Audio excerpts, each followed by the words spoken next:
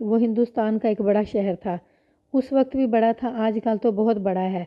وہاں کا ایک مسلمان خاندان تھا۔ میں ان لوگوں کی شناخت پر پردہ ڈالنے کے لیے شہر کا نام نہیں لکھوں گا، اور مردوں اور عورتوں کے نام بھی صحیح نہیں لکھوں گا، کیونکہ اس خاندان کے تمام یا بعض افراد آزادی کے بعد پاکستان میں آ گئے ہوں گے۔ اس خاندان پر پنجاب کا، یا ایسے کہہ لیں کہ پنجابیت کا زیادہ اثر تھا، اور یہ بہت امیر خاندان تھا۔ شہر میں ان لوگوں کے بہت سے مکان اور دکانیں کرائے پر چڑھی ہوئی تھیں، اور شہر سے 100 میل دور سینکڑوں ایکڑ اراضی تھی۔ اس علاقے میں فوجیوں کو حکومت برطانیہ نے اراضی کے مربع بطور انعام دے رکھے تھے۔ وہاں غیر فوجیوں کی بھی اراضی تھی۔ اس خاندان کے لوگ شہر میں رہائش پذیر تھے، اور ان کے مکان کبھی کبھار کی عارضی رہائش کے لیے اراضی پر بھی تھے۔ اس خاندان کا ایک آدمی، جس کا نام میں خالد رکھوں گا، 4-5 دن بیمار رہ کر مر گیا۔ اس کی عمر 30 سال سے زیادہ تھی۔ اس کی بیوی تھی اور ایک بچہ جس کی عمر 7 سال کے لگ بھگ تھی۔ خالد اپنی بیوی اور اس بچے کے ساتھ الگ مکان میں رہتا تھا۔ وہ جب مر گیا تو اس کا باپ، بھائی وغیرہ تھانے گئے اور یہ رپورٹ دی کہ خالد طبعی موت نہیں مرا، بلکہ اسے زہر دیا گیا ہے۔ یہ لوگ چونکہ تعلیم یافتہ تھے اور سوسائٹی میں اونچی پوزیشن کے لوگ تھے، اس لیے وہ کچھ شہادت اپنے ساتھ لے آئے تھے۔ انہوں نے 2 ڈاکٹروں اور ایک حکیم کے نام اور پتے دیے جنہوں نے خالد کا علاج کیا تھا۔ تھانہ انچارج نے دونوں ڈاکٹروں اور حکیم کو تھانے بلایا اور ان کی رائے لی کہ وہ مقتول کا علاج کس تشخیص پر کرتے رہے ہیں۔ اس نے ان تینوں سے الگ الگ رپورٹ لی۔ دونوں ڈاکٹروں کی رپورٹ تقریباً ایک جیسی تھی، لیکن دونوں اس شک میں تھے کہ تشخیص صحیح نہیں ہوئی۔ ان کے بیانات کے مطابق خالد معدے اور جگر کے مقام پر تلخی کی شکایت کرتا تھا۔ یہ دولت مند لوگ تھے، اپنے مریض کو بہت جلد صحت یاب کرنا چاہتے تھے۔ ڈاکٹروں کا علاج ہو رہا تھا اور حکیم کو بھی گھر لے آئے۔ مریض کی حالت بگڑتی جا رہی تھی۔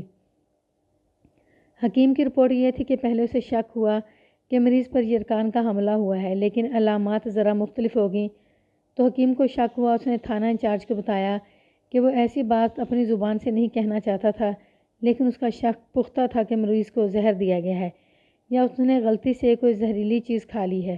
حکیم نے زہر کو مارنے کی دوائی بھی دی، لیکن مریض بچ نہ سکا۔ تھانہ انچارج نے اپنی تسلی کر کے لاش اپنے قبضے میں لے لی اور پوسٹ مارٹم کے لیے بھجوا دی۔ پوسٹ مارٹم رپورٹ میں لکھا گیا کہ مقتول کو زہر دیا گیا ہے۔ معدے، جگر وغیرہ کے ٹکڑے ماہرین کے پاس بھی بھیج دیے گئے۔ ان کی رپورٹ تیسرے دن آئی۔ باکس میں زہر خانے کی تصدیق ہو گئی تھی۔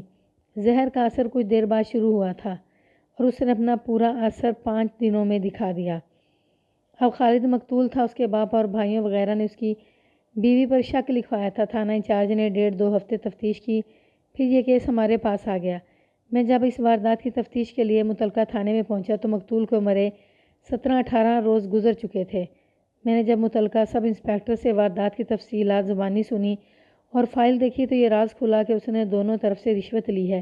یہ دونوں پارٹیوں سے اتنا مرعوب ہوتا رہا ہے کہ تفتیش کو صحیح لائن پر نہیں چلا سکا۔ اس نے مقتول کی بیوی کو مشتبہ کی حیثیت میں شامل تفتیش کیا تھا اور تفتیش کو کچھ آگے بڑھایا تھا۔ اس عورت کا خاندان بھی دولت مند اور اثر و رسوخ والا تھا۔ بہرحال وجوہات ایسی پیدا ہو گئیں کہ یہ کیس ہمارے پاس آ گیا۔ تفتیش کا انچارج میں ہی تھا۔ میرے ساتھ ایک ہندو ASI اور ایک مسلمان ہیڈ کانسٹیبل تھا۔ میں نے سب سے پہلے مخبروں کی اور 2-3 معزز مخبروں کی رپورٹوں پر غور کیا۔ تھانہ انچارج نے میرے کہنے پر انہیں پھر بلا لیا تھا۔ ان سب سے رپورٹیں لینے میں 1 دن اور 1 رات کا کچھ حصہ گزر گیا۔ ان سے یہ پتہ چلا کہ مقتول خوبرو آدمی تھا، دولت مند بھی تھا اور خاصا عیاش آدمی تھا۔ میاں بیوی میں اکثر لڑائی جھگڑا اور ناچاکی رہتی تھی۔ بیوی خامد کے پاس اتنا زیادہ نہیں رہتی تھی جتنا اپنے ماں باپ کے گھر رہتی تھی۔ وہ بھی 27-28 سال کی عمر کی پرکشش عورت تھی اور ہوشیار بھی تھی۔ مجھے بتایا گیا کہ یہ عورت چال چلن کی تو بری نہیں تھی، لیکن قریباً 2 سال پہلے اس نے اپنی برادری کے ایک آدمی کے ساتھ تعلقات پیدا کر لیے تھے۔ یہ معلوم نہ ہو سکا کہ تعلقات صرف دوستی کے حد تک تھے یا ناجائز تھے۔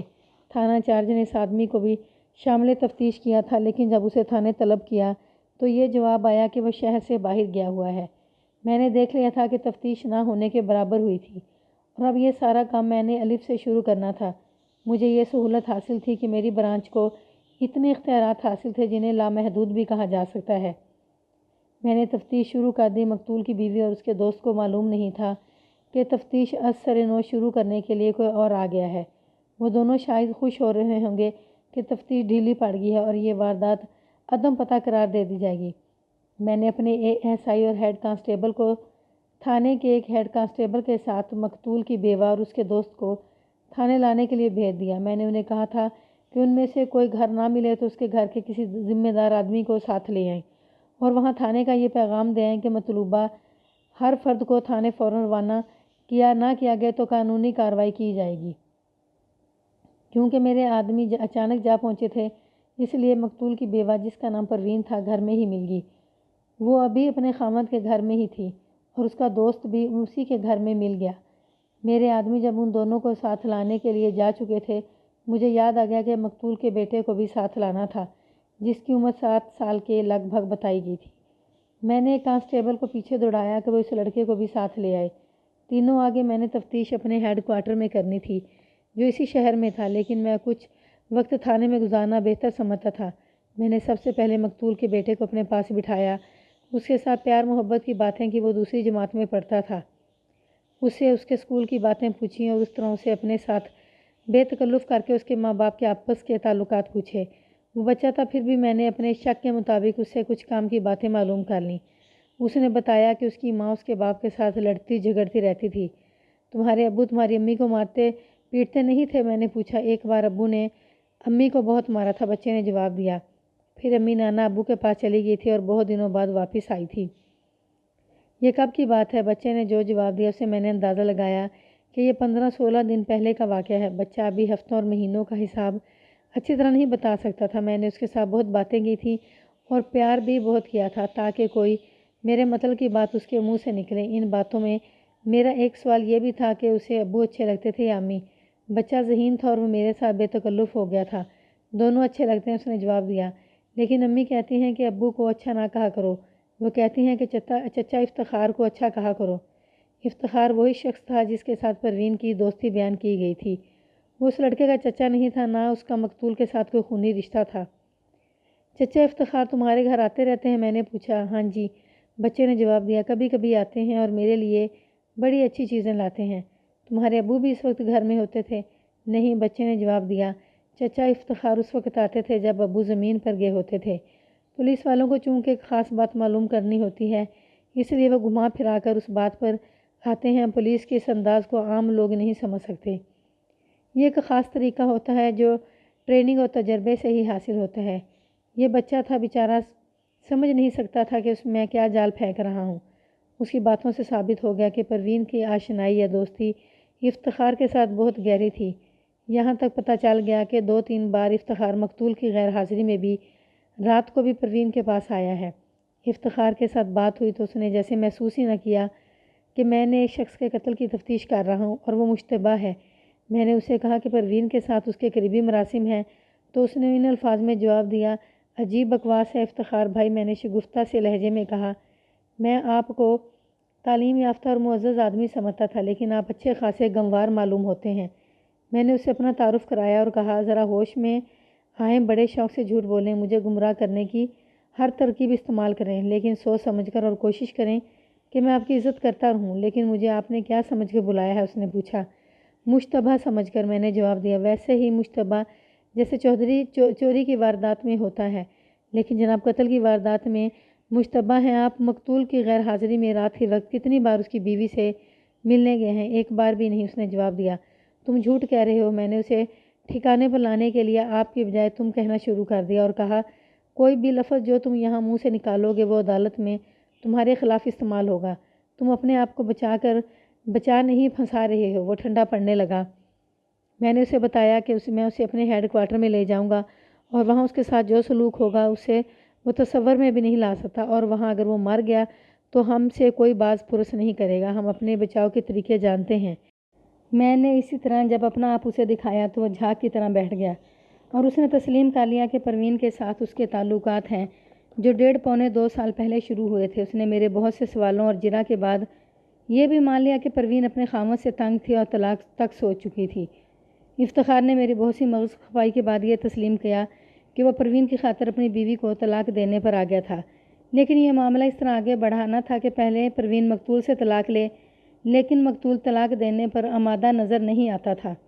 क्या परवीन ने मकतूल से तलाक का मुतालबा किया था? नहीं, افتخار نے کچھ دیر سوچ کر جواب دیا، وہ ایسی جرت نہیں کر سکتی تھی۔ پھر تمہیں یہ کیسے پتہ چلا کہ مقتول طلاق دینے پر آمادہ نہیں تھا؟ میرے یہ سوال سن کر افتخار کے چہرے پر گھبراہٹ سی آ گئی، جس سے ظاہر ہوتا تھا کہ اس کے پاس کوئی جواب نہیں، وہ غلط جواب دینے کی سوچ رہا ہے۔ افتخار میاں، میں نے کہا، میں اپنے سوال کا جواب خود ہی دے دیتا ہوں۔ پروین نے طلاق مانگی تھی اور مقتول نے انکار کرنے کی بجائے اس کی پٹائی بھی کر دی تھی، اور یہ 2-2.5 ہفتے پہلے کا واقعہ ہے۔ مجھے نہیں معلوم، افتخار نے کہا۔ تمہیں معلوم ہے، میں نے کہا، اور یہ بھی سوچ لو کہ میں نے ابھی پروین سے یہی کچھ پوچھنا ہے، اس کے جواب تمہارے جوابوں سے ملاؤں گا، بال برابر بھی فرق ہوا تو تم دونوں حوالات میں بند ہو جاؤ گے۔ اس لیے میں تمہیں راستہ دکھاتا ہوں، اپنے جرم کا اقبال کر لو۔ اگر مجھے تفتیش کی مزید پریشانی سے بچاؤ گے تو میں تمہیں بری ہونے کا راستہ دکھا دوں گا۔ کوئی عینی شاہد نہیں ہے، صرف یہ ثابت ہوا ہے کہ مقتول کو زہر دیا گیا ہے۔ اس نے ہر مشتبہ کی طرح قسمیں کھانی شروع کر دیں اور یہ ظاہر کرنے کے لیے کہ اس واردات کے ساتھ اس کا کوئی تعلق نہیں، بہت کچھ کہا۔ میری منت سماجت بھی کی کہ میں اس پر صرف اس وجہ سے شک نہ کروں کہ اس کی پروین کے ساتھ دوستی ہے۔ پولیس کی مجبوری یہ ہے کہ قسموں پر یا کسی کے آنسوؤں پر یا کسی منت سماجت پر اعتبار نہیں کیا جا سکتا۔ میں نے اسے کہا کہ وہ ثابت کر دے کہ اس نے پروین کے ساتھ مقتول کو زہر نہیں دیا۔ صاحب میں کیسے ثابت کر دوں؟ اس نے روندھی آواز میں کہا۔ اگر آپ کے پاس میرے خلاف کوئی ثبوت ہے تو اس پر مجھے گرفتار کر لیں۔ میں گرفتاری کے بغیر ہی تمہیں جب تک ضرورت محسوس کروں گا اپنے پاس رکھوں گا، میں نے کہا۔ تم میری بات نہیں سمجھ رہے ہو، بہتر ہے کہ تم باہر بیٹھ جاؤ اور اپنا اچھا برا سوچ لو۔ میں نے اسے باہر بھیج دیا اور پروین کو اندر بلا لیا۔ پروین کے چہرے کی خوبصورتی تو اپنی جگہ تھی، لیکن اس کے لمبوترے قد اور جسم کی ساخت میں زیادہ کشش تھی۔ میں حیران تھا کہ اس حسین عورت کا خاوند عیاش تھا اور وہ دوسری عورتوں کے پیچھے جھک مارتا پھرتا تھا۔ اسی سے میں نے اندازہ کرایا کہ مقتول اخلاقی لحاظ سے بہت پست تھا۔ میں نے پروین کے چہرے کو غور سے دیکھا، مجھے غم کو وہ تاثر نظر نہ آیا جو ایک بیوہ کے چہرے پر ہوا کرتا ہے۔ میں نے اس کے ساتھ ہمدردی اور اپنائیت کی باتیں کی تاکہ وہ گھبراہٹ سے نکل سکے۔ پروین، میں نے کہا، باقی باتیں تو ہوتی رہیں گی، برا نہ جانو تو ایک بات کہوں، جسے تم جیسی بیوی مل جائے تو وہ ساری دنیا کو بھول جائے۔ معلوم ہوتا ہے خالد گناہوں میں ڈوب گیا تھا، کمبخت اندھا ہو گیا تھا جو تمہاری قدر نہ کر سکا۔ اس نے آہ بھری اور سر جھکا لیا۔ کیا وہ شروع ہی سے ایسا تھا؟ میں نے پوچھا۔ شروع سے ہی، پروین نے جواب دیا۔ بزرگوں کا فیصلہ تھا کہ میری شادی اسی کے ساتھ ہوگی۔ معلوم ہوتا ہے افتخار کے ساتھ تمہاری دوستی انتقامی کارروائی ہے۔ میں نے کہا، یہ قدرتی معاملہ ہے، میں تمہاری مجبوری کو سمجھتا ہوں۔ اس نے مجھے یوں چونک کر دیکھا جیسے میں نے اسے بے خبری میں سوئی چبھو دی ہو۔ میں بھی انسان ہوں پروین، میں نے کہا، انسانی جذبات کو سمجھتا ہوں۔ کہیں ایسا تو نہیں کہ تم افتخار کے ساتھ شادی کرنا چاہتی تھی لیکن خالد کے ساتھ ہوگی؟ میرا خیال ہے تم نے خالد کو دل سے قبول نہیں کیا تھا۔ اس کی تو جیسے زبان اکڑ گئی تھی، بولتی ہی نہیں تھی۔ پروین، میں نے اس کے سر کو اپنے ہاتھ سے ذرا ہلا کر کہا، کہاں کھو گئی ہو؟ مجھے تمہارے حالات کا علم ہے، تم شاید حیران ہو رہی ہو کہ تمہارے راز مجھ تک کیسے پہنچ گئے ہیں۔ تم تعلیم یافتہ ہو، جاسوسی ناول اور کہانیاں پڑھتی ہوگی۔ میں انہی کہانیوں والا سراغ رساں ہوں، زمین میں دفن کیے ہوئے راز بھی نکالیا کرتا ہوں۔ کہہ دو میں غلط کہہ رہا ہوں۔ وہ پھر بھی چپ رہی۔ کیا تم نے دیکھا نہیں کہ میں نے تمہارے بچے کو اپنے پاس بٹھائے رکھا ہے؟ میں نے کہا، اور تم نے یہ بھی دیکھا ہے کہ افتخار سے میں نے 2.5 گھنٹے پوچھ گچھ کی ہے، وہ عقل والا ہے، میری بات سمجھ گیا تھا، اس نے کوئی راز نہیں رہنے دیا۔ تم بھی پردہ اٹھا دو، کئی باتیں تو تمہارے بچے کے منہ سے میں نے کہلوا لی ہیں۔ اب میں تمہاری زبان سے کچھ سننا چاہتا ہوں۔ کیا آپ کو یہ شک ہے کہ اپنے خاوند کو میں نے زہر دیا ہے؟ اس نے کہا۔ نہیں پروین، میں نے کہا، سمجھنے کی کوشش کرو۔ میں یہ ثابت کرنے کی کوشش کر رہا ہوں کہ تم نے اپنے خاوند کو زہر نہیں دیا، لیکن میں تمہارے تعاون کے بغیر یہ کیسے ثابت کر سکتا ہوں؟ مجھے بتائیں، اس نے کہا۔ آپ کو کیسے تعاون کی ضرورت ہے؟ میں جو کچھ پوچھوں وہ سچ سچ بتا دو۔ میں نے اس کی طرف جھک کر کہا، میری تمہارے ساتھ کیا دشمنی ہے، بلکہ میری ہمدردیاں تو تمہارے ساتھ ہیں، مظلوم تم ہو۔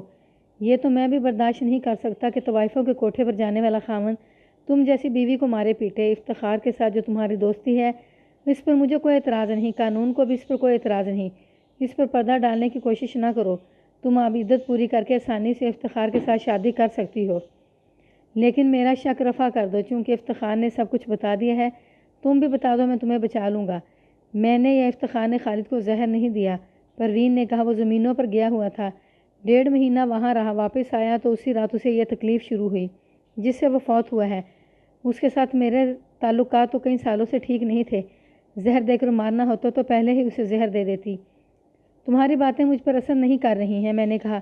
افتخار کے ساتھ تمہارے تعلقات تھوڑے ہی عرصے سے شروع ہوئے تھے۔ اس کے ساتھ شادی کرنے کے لیے تم نے خالد سے طلاق مانگی تھی، لیکن اس نے تمہیں مارا پیٹا۔ اس کے بعد یہی ایک طریقہ رہ گیا تھا کہ خالد کو زہر دے دیا جائے۔ افتخار کے لیے اپنی بیوی کو طلاق دینا مشکل نہیں تھا۔ آپ بار بار میرا اور افتخار کے تعلقات کی بات کرتے ہیں۔ اس نے کہا، خالد نے کئی عورتوں کے ساتھ جو تعلقات بنا رکھے تھے ان کا آپ نام نہیں لیتے۔ آپ کو شاید معلوم نہیں کہ وہ کس کماش کا آدمی تھا۔